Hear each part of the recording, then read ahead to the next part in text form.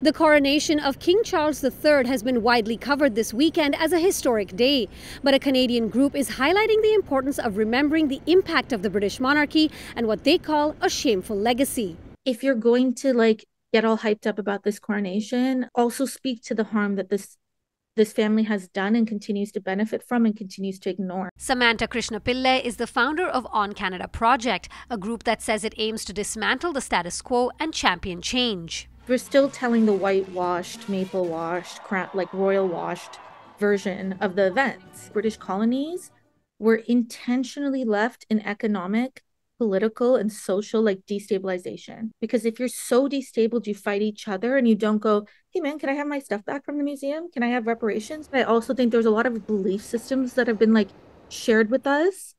We believe that Africa is inherently poor, which is not true. You wouldn't colonize a spot that you couldn't get anything out of.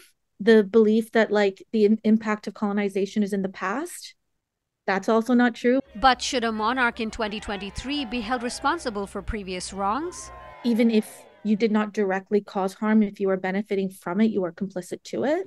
Charles has benefited from every awful decision that was made before him. It's important to remember on the occasion of the coronation, where the kind of opulence of the ceremony comes from. Professor Padraig Scanlon from the University of Toronto explains that all the pomp that was on display is a result and symbol of British imperialism and its continuing impact. The crown sits on top of a body of wealth that was accumulated through exploitation over centuries, whether it was through the mass exploitation of enslaved African laborers in the Caribbean, or through the conquest of the Indian subcontinent. The idea that the crown remains one of the United Kingdom's biggest landowners is a kind of absurd and sort of repulsive fact in the present.